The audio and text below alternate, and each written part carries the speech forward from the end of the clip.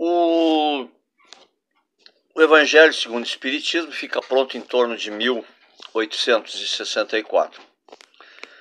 E como eu disse, o Allan Kardec nasceu numa época de muita conturbação na Europa, né, com as guerras napoleônicas, da Primeira República. Aí o Napoleão é desterrado, depois ele volta, cria-se a Segunda República. Então é uma efervescência dentro da Europa. E o livro dos Espíritos, que foi o primeiro, não passou desapercebido, né? Eu gostaria de mostrar para vocês, ou melhor dizendo, ler, né, um achado aqui na parte de obras póstumas do livro, né, que traz uma notícia do dia 9 de outubro de 1861. Então nós temos aqui o seguinte, o título: Auto de Fé em Barcelona. Esta data ficará marcada nos anais do Espiritismo pelo auto de fé dos livros espíritas em Barcelona. Eis o extrato da ata de execução. Na data de hoje, 9 de outubro de 1861, às 10h30 da manhã, na esplanada da cidade de Barcelona, no local onde são executados os criminosos condenados à pena última.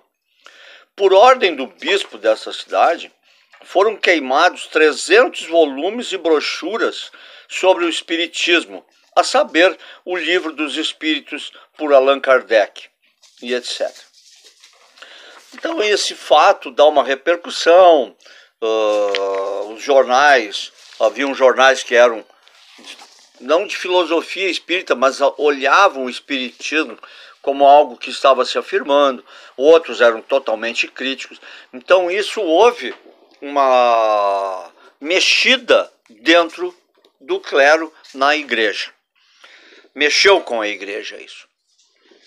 E quando o Evangelho segundo o Espiritismo ele é lançado, no prefácio, junto com outras coisas, tem uma parte do não é um capítulo, mas é um adendo ao livro de refutações aos ataques que o clero faria à obra e como nós, espíritas, poderíamos nos defender dos ataques do clero contra a obra. O prefácio desse livro ainda traz as considerações de como refutar os ataques, eu já comentei, né? Traz um resumo do que foi dito por Platão e por Sócrates, porque estes dois pensadores já 300 a 400 anos antes de Cristo já começaram a ver que aquele monte de Deus e deuses corruptos do Olimpo, né, já que eles eram gregos, aquilo não poderia estar certo. Os deuses eram corruptos.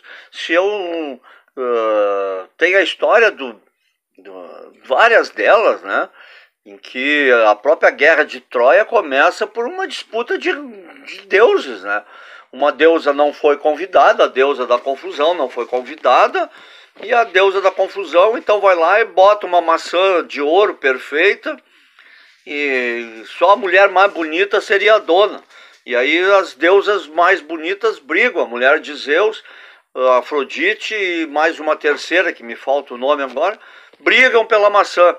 Então já Platão e Sócrates já viam que isso não poderia estar certo. Fala também da moral espírita e traz lá no âmago do texto uma situação de esclarecimento de quem eram aqueles elementos que estão contidos nos evangelhos.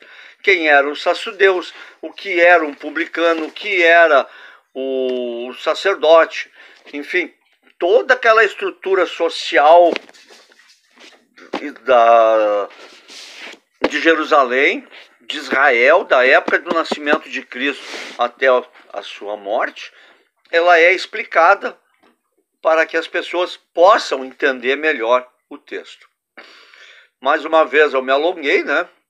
encerrando por aqui.